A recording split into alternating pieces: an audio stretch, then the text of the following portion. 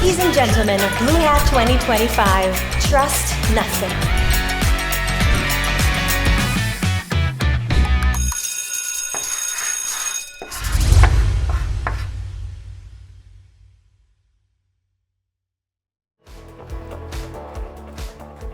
Hello, welcome. So exciting to be here. I'm McQuillan, and I'm a principal research data scientist at Google. Over the next 30 minutes or so, we are going to talk about how AI and machine learning are reshaping the landscape of cyber threats, drawing some lessons from the ongoing Israel-Hamas conflict, and reflecting on a couple of insights I've gained over a decade of working in AI and machine learning. So here's a nice photo of me. And before we get started, let me tell you a bit more about myself. So like I said, I'm a data scientist with Google Threat Intelligence Group, where we analyze and solve for security threats across Google and the wider internet. So what that means is that my part of Google does not just work on Google products, but we see basically the internet as a whole. And most of my time is spent developing methods to analyze and track propaganda, hacktivism, mis and disinformation, basically get a better understanding of cyber threats and threat actors, plus like scaling our capabilities for analysis and reporting. This year is my 10th year of working in AI and machine learning, which is a really fun thing to be able to say. My background originally was in neuroscience, and so I mostly study people.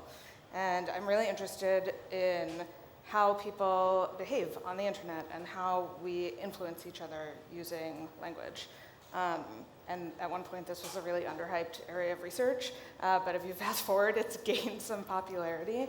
And now I've spent a huge chunk of time mostly doing NLP and large-scale graph methods to understand just this. And so at Google, I develop tech in this area basically to understand and combat a bunch of different adversarial behavior online, especially information operations and hacktivism.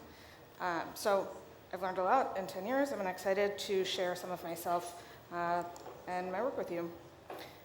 So a little bit of what we'll cover and what we won't. Basically, why are we here and what are we actually going to talk about? So first, the why. No, it's fine. Thank you. Better? Oh, yeah, it does sound better. All right, so first, the why.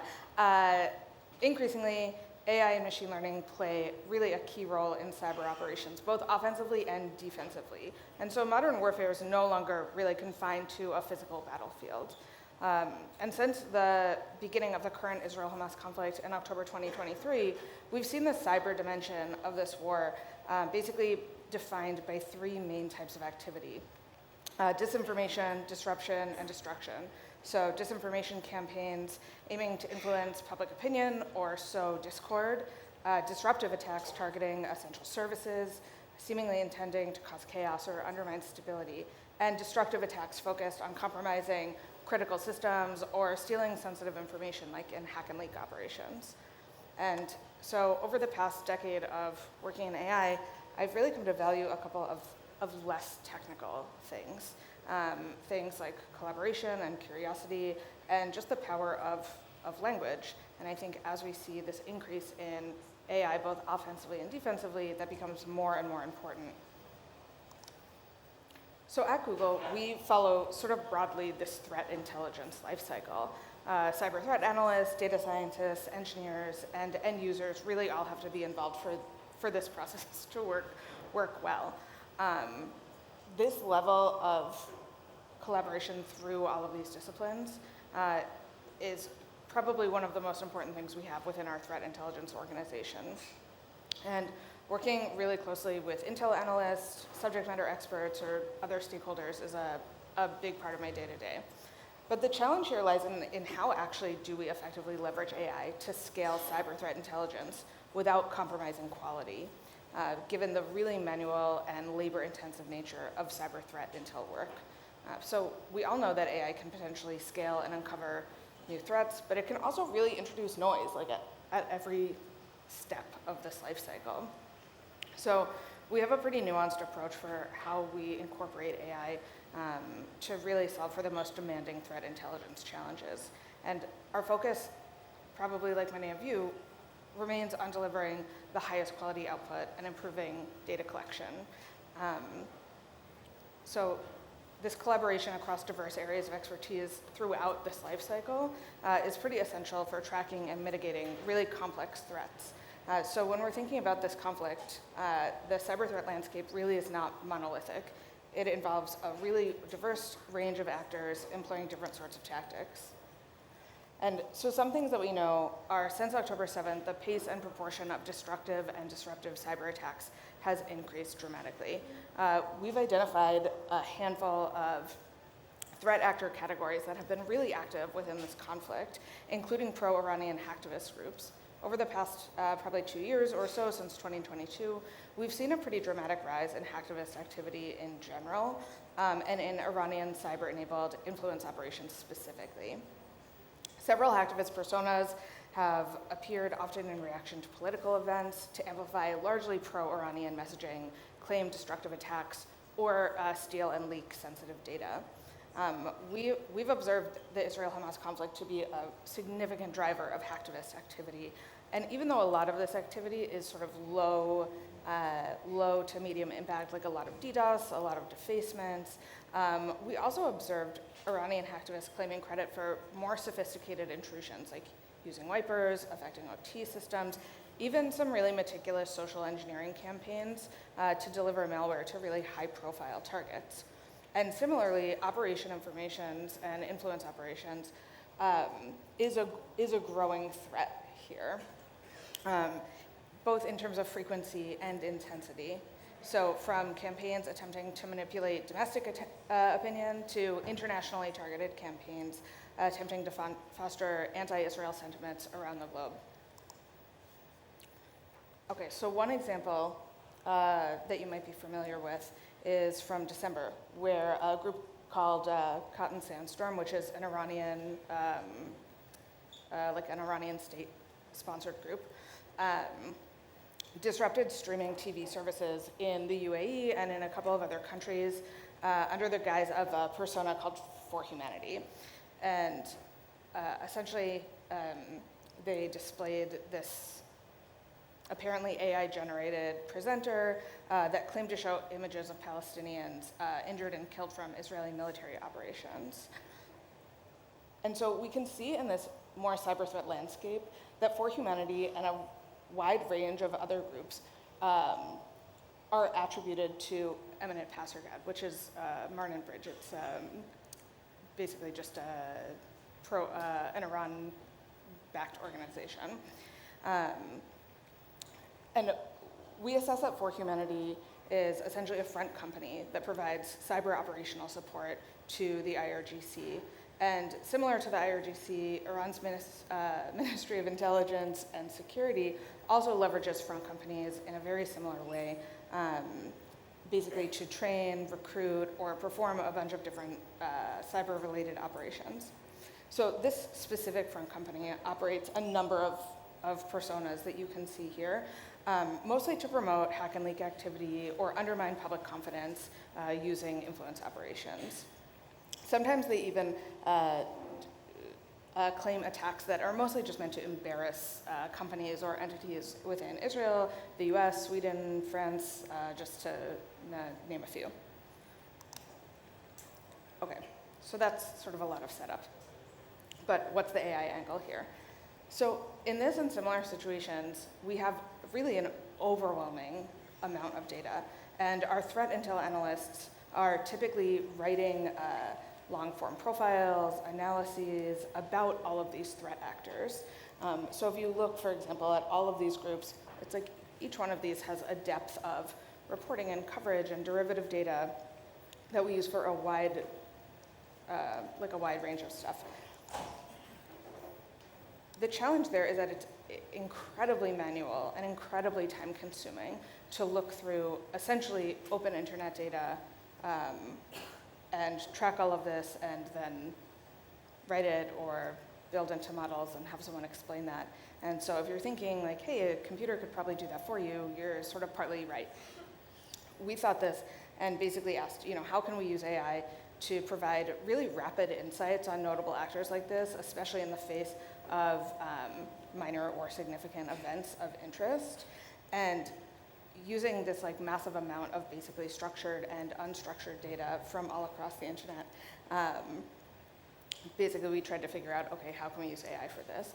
And so I work usually very closely with our threat intel analysts, and what we did is essentially sat and tried to solve this problem together, taking some examples of things that they had done in the past, as well as just understanding of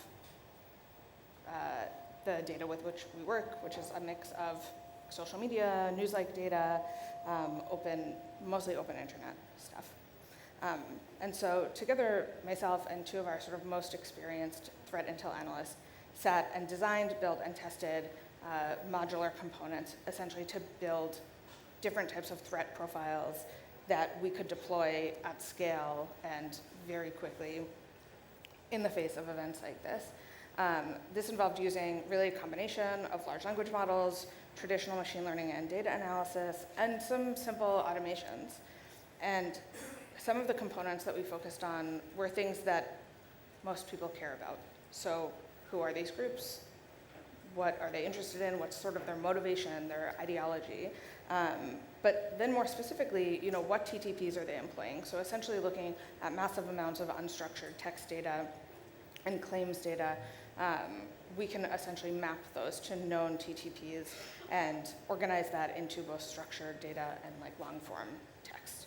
And the goal here really wasn't to replace analysts' work, but really to enable them to operate at the max of their skill set. Often threat intel analysts are exceptionally experienced people. Apparently they don't hear you very good. Okay. So, No, it's fine. scares me a few times.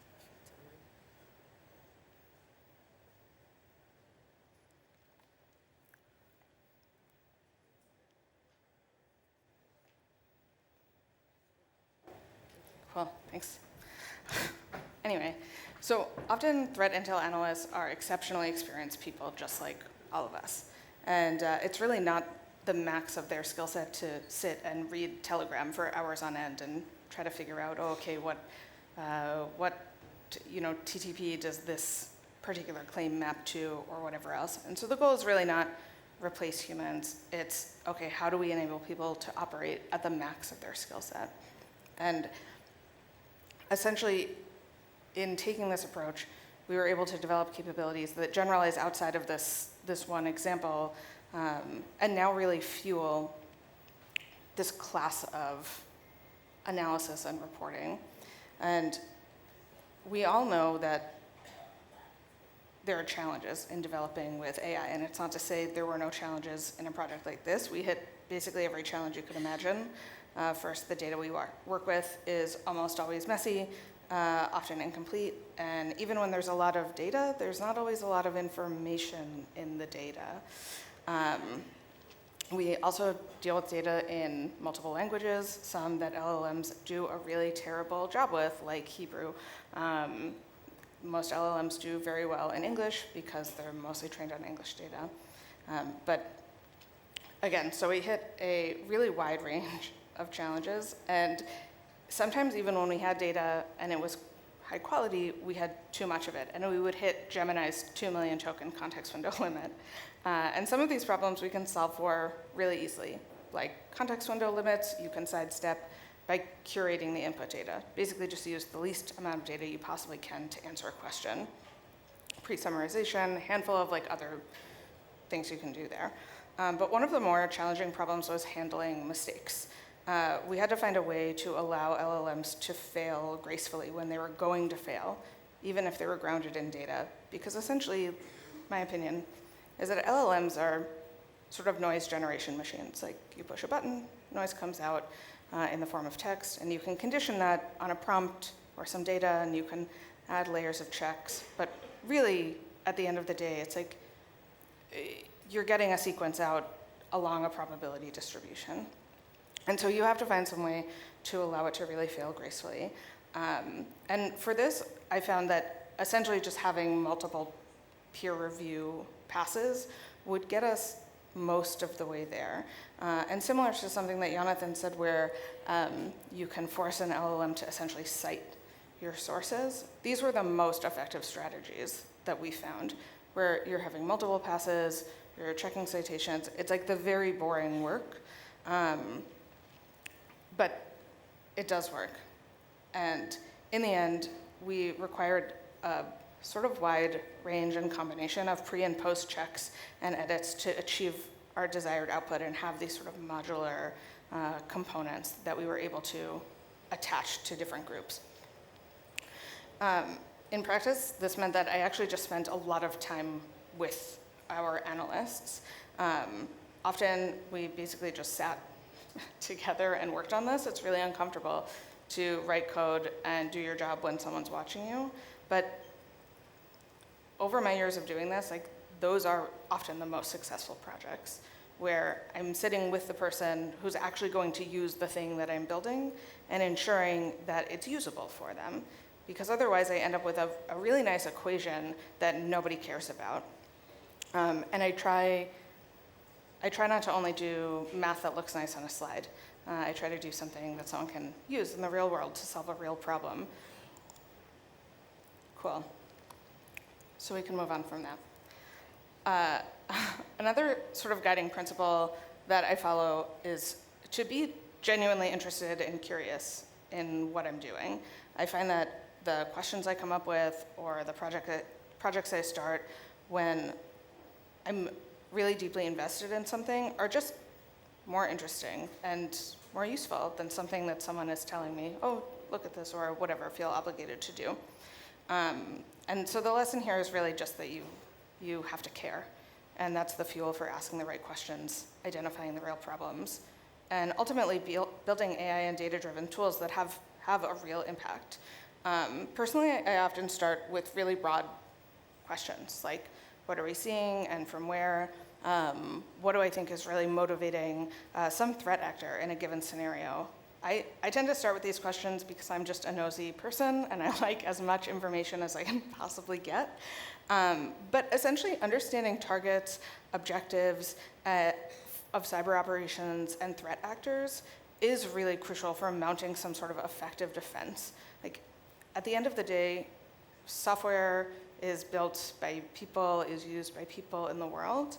And the more we can surface that, the more we can think, okay, what is motivating to someone? What is really the driver here? Who are these people? And what are their strategic objectives? The more we can understand, what are they trying to achieve and what might they be doing? And so after October 7th, we saw an escalation in offensive cyber attacks, specifically from Iran-aligned groups. Unsurprisingly, no one's surprised by this. But noticeably operations that were aimed at influencing public opinion about the war.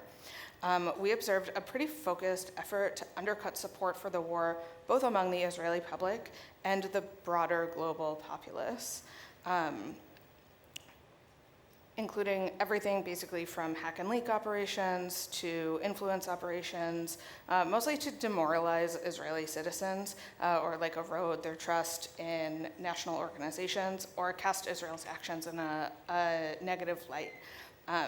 Basically all operations that were very consistent with long-standing Iranian efforts. No huge surprises here. The other thing is that we know that these threat actors and IO actors are using AI to support several phases of the attack lifecycle. Everyone who's talked today has mentioned this, and so it's not going to be anything new. But essentially, we observe threat and IO actors, both Iran-aligned and not, using AI to support several phases of the attack lifecycle. Everything from research to content generation to building malicious scripting. So when we're thinking about LLMs specifically, generally Iranian IO actors are using Gemini, and because I work for Google, I mostly will talk about Gemini because that's the data I know. So when thinking about LLMs, generally Iranian IO actors use Gemini for research, content generation, developing personas, like not necessarily fake identity, but like avatar type persona. as well as translation and localization. So essentially taking a message and making it not just in the language that they want, but in the vibe that they want. Like someone might speak your language, but you can tell that they don't really. It's like, okay, maybe someone can speak in Hebrew, but they're speaking English, but in Hebrew. It's not really the same. But when you can use an LLM for something like localization, you can craft a much more convincing message, and you can really start to infiltrate organic communities. We also observed Iranian IO actors using LLMs, Gemini specifically, to research ways to increase their reach on social media. So essentially looking at strategies for like SEO optimization, or how to get into different groups on social media platforms. We also noticed more general purpose usage that reflects their strategic Iranian interests. So basically research on the Israel-Hamas conflict, on the Iran-Israel proxy conflict, researching specific Israeli defense systems, even individual Iranian dissidents or larger like societal issues in Iran. So among nation-state actors specifically, Iranian APT actors were the heaviest users of Gemini. So we observed something like a dozen or more Iran-backed groups using Gemini, but by volume, like 30% of Gemini usage by APT actors was APT42. So there is a sort of like long tail of usage of who is using this and for what.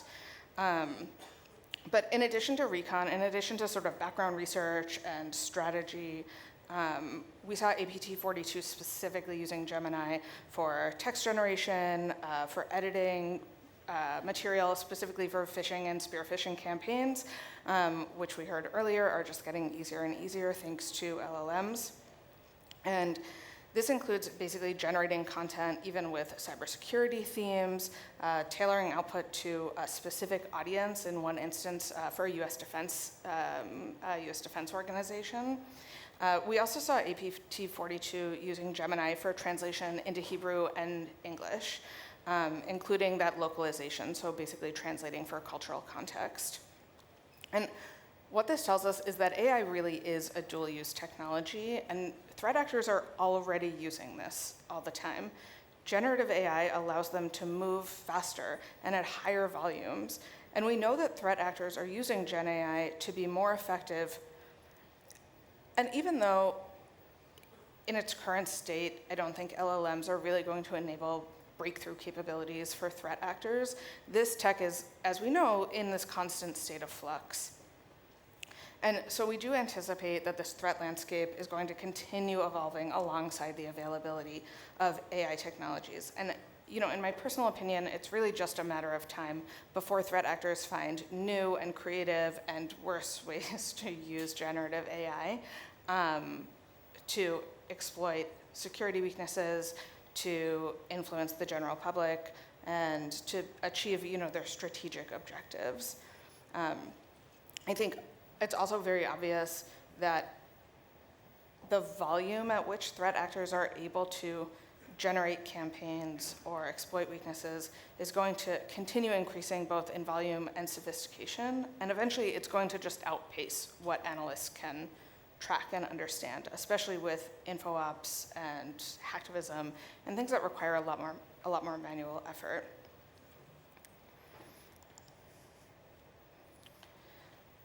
So the bright side is that we also can use AI, and it does help us identify emerging threats, potential targets.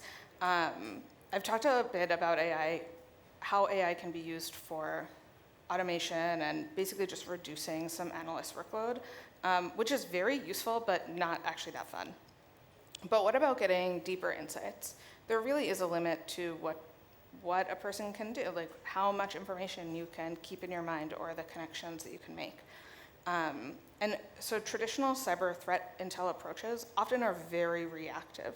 So you're responding to some attack after it's already happened, or you're tracking these established actors. You're tracking groups which make themselves known, APT groups and groups that haven't been attributed to a nation state.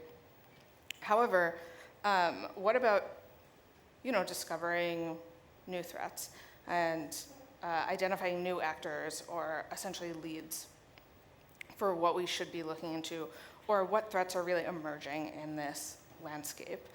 Combining LLMs like Gemini with more traditional approaches like network analysis offers really potential for more proactive discovery and defense. AI and large-scale data analysis can help us identify emerging threats, potential targets, evolving attack strategies before they gain traction by looking at basically interactions or associations with known threat actors. So we can go back to this sort of threat into life cycle that we started with. And if you consider this evolving cyber threat landscape, especially in hacktivism and IO surrounding the Israel-Hamas conflict, I've really considered, how can we hit as many of these parts of this life cycle as possible by analyzing really the mass amounts of unstructured data that we have to identify emerging threat actors by looking at these ecosystems. So earlier we looked at that sort of cyber threat landscape, and we can call these different ideologies like an ecosystem, so like pro-Iran, pro-Russia, so on and so forth. And when you think of that, they're largely made up of these actors that we know or that make themselves known in some way. But essentially looking across the wider internet and all of the data that we have access to, how can we essentially map the networks we know and then look at who is sort of joining or in the periphery and surface that? And so this was another thing that I spent a big chunk of time on, specifically surrounding this conflict of how do we identify emerging pro-Iranian threat actors, specifically in the hacktivism space, based on how these groups interact on social media. And so we heard Jonathan talk before that UX is a major problem, and really you can build software, you can build a really good system, you can design a really nice equation, but if no one understands it and no one wants to use it, then you're really not solving the problem. And I think here this is where LLMs can really shine, is because you can use more traditional machine learning approaches like large-scale graph methods, network mapping, community detection, link prediction, and then you can use an LLM to make the experience of interacting with this data a lot more pleasant for non-technical people.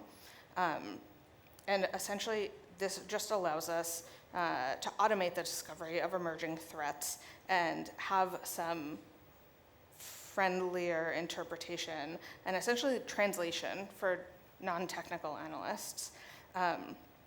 Basically, this approach of how do we use the methods that we know work and the math that's really well tested, but make it very approachable for someone. It really allows us to improve data collection, improve enrichment and analysis with a single application in a way that's scalable and mostly automated. And so in this way, we're able to generate leads, programmatically take feedback from analysts, and improve our discovery capabilities. And capabilities like this really can offer powerful but accessible workflows. And you can just think of this as some sort of tool in our cyber arsenal. So just as threat actors are using AI, we can also use it. Okay, so now we're in the last section where I get to talk about my favorite thing, which is how we use language. Language is largely a framework for shaping reality. It's not really a neutral tool for conveying information, because reality is inherently fragmented, with many narratives sort of coexisting at one point in time. And so the words we choose to describe things, to describe events, actors, societal issues, create this framework through which we understand them. And so influence operations and information operations strategically select language to frame situations in ways that align with their objectives.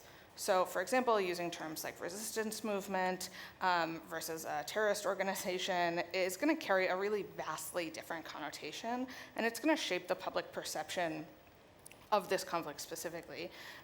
Language essentially shapes how we perceive reality. And it does play this really crucial role in influence operations specifically. It's the primary tool that threat actors use to shape perception, manipulate opinion, or drive specific agendas, often resulting in some real world action. But ultimately the goal is to sway the public discourse or encourage people in the real world to do a physical thing. And so since October 7th, there's been a concerted effort by Iran-aligned influence campaigns to shape global public discourse surrounding the ongoing war. Additionally, Israel's military offensive in Lebanon, broader escalating tensions in the region, through coordinated spread of inauthentic media. We've observed that often like news-style content, for lack of a better word, news-style content originates from Iranian sources, which includes threat activity sort of consistent with Microsoft's Storm 2035, if you're familiar. And this includes several Iran-aligned influence operations promoting pro-Iran, anti-Israel, pro-Palestine narratives that essentially just negatively portray the Israeli government, the ongoing military offensive of the IDF, and try to undermine international support to Israel by Western partners. Basically praise efforts taken by Iran and its regional proxies, Hamas, Hezbollah, and essentially just express some solidarity with Palestinian people. The language used often suggests some sort of unified front or really widespread support for a particular case, even if the support is artificially amplified through inauthentic means. So essentially inauthentic accounts, creating or spreading or reposting things and artificially amplifying them through various forms of engagement. So phrases like resistance movements and different terminology that we see really contribute to this perception. And so when we're looking at Iran-aligned influence specifically, our analysis of all of this, especially news-like content, suggests that at least some of this content was generated by LLMs. Again, probably not a huge surprise for anyone. But using LLMs to augment I/O content and basically backstop covert websites with seemingly authentic content increases the scale at which I/O actors can produce content and create just additional layers of obfuscation. So like additional layers of stuff that you have to sort through to figure out where this information is coming from and why. Iranian I/O actors, if you don't know, are sort of known for just mixing original, borrowed, and inauthentic content. And now they're just using LLMs to scale this massively. Iranian I/O actors make up like 75% of Gemini use by I/O actors. And so they use LLMs, like I said, to do a lot of translation, localization, whatever. The other things they like to research are basically how to generate SEO content and how to get more people to read or engage with the content that they post on social media. And so in our analysis, we found that in the days immediately following Hamas' October 7th attack on Israel, and again around the one-year anniversary, inauthentic news sites attributed to Liberty Front Press, which is previously reported on influence campaign, basically engaged in what we assess to be coordinated and inauthentic behavior, promoting narratives, touting the Hamas operation, denigrating the Israeli government, and basically praising Hamas generally, spreading anti-Israel, pro-Palestine messaging. Content promoted to these sites basically touted efforts later by Hezbollah and Hamas, again, like really leaning on these terms of resistance movements or framing Hezbollah specifically for their like invincible determination and saying that they're really standing on the side of truth and humanity. And language operates really on multiple levels here, including this like symbolic level. And influence operations exploit this, basically framing groups in a way that really taps into our pre-existing like cultural, personal assumptions. We also see similar anti-Israel narratives from Doppelganger, which is a pretty prolific pro-Russia disinformation campaign. And Doppelganger, I think, shows us really a perspective on modern disinformation, deepfake news, weaponized partisanship, narrative micro-targeting, and how these can be used to influence public opinion. Consistent with other doppelganger campaigns targeting the US, the Israel-related campaign included the creation of an inauthentic media brand, essentially just used to spread manipulated or inauthentic content. And geopolitical events like the Israel-Hamas conflict essentially create this narrative vacuum where people really want a narrative. You want to understand what's happening and why. And if you're like me, you probably just read a lot because that's the thing you can do. But the issue when you have a vacuum is that campaigns like Doppelganger can really fill that.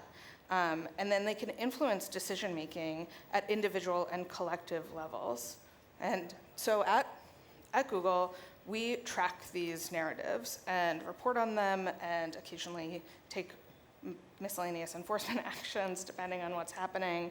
But essentially, again, analysts face this really overwhelming amount of content in multiple languages from all over the internet. And this, I think, is actually where AI and large language models can really shine, because we know that the thing they're good at are these sort of classical NLP tasks of summarization and entity extraction and things that are generally pretty well structured. And so one of the first things I built in late 2023 was an automated way to essentially ingest all of this multilingual data from all across the internet and extract narratives and a handful of other pieces of metadata using a combination of Gemini and more traditional ML. And in the end, we were able to essentially track and report on salient narratives across a really wide range of campaigns, ideologies, locations. And not only did this make analyst workflow easier, but we actually saw a lot of real-world impact from this. So in the United States, the Department of Justice released this unprecedented, almost 300-page report about their takedown of doppelganger assets, so websites, this fake media brand, and in it, they directly cited this narrative tracking capability and all the data that we generated that went along with it as really instrumental in their ability to identify and understand what was going on here. And so tools and analysis like this are not, again, it's not really about replacing analysts, it's about getting a depth of understanding and connection that's otherwise not possible, and using the best technology we have to really support these efforts. So now we're basically at the end. And the TLDR is that AI and machine learning are obviously going to continue to transform cyber threats and threat intelligence. This means the continued investment in research and development of AI-powered security solutions, and especially those human plus AI, like human-in-the-loop systems, and systems that support like grounding of LLMs with real-world data, essentially are going to be essential for effective cyber defense going forward. So the future of cybersecurity really lies in solutions that leverage the strengths of both humans and AI to create more robust and adaptable defenses.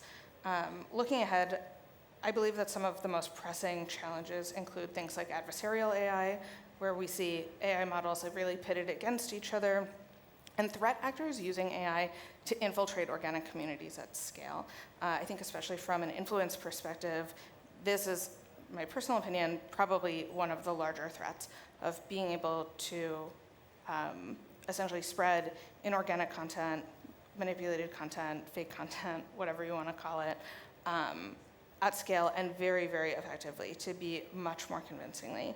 And so as we enhance our defenses with AI, attackers are going to inevitably leverage the same technology. And so looking ahead, it's clear that this is just going to continue to play a very central role. And it really is only a matter of time before threat actors find new and terrible ways to use AI to advance their agenda. I think we can expect to see even more sophisticated AI-driven attacks and influence campaigns, and we need to be prepared for that. Thanks.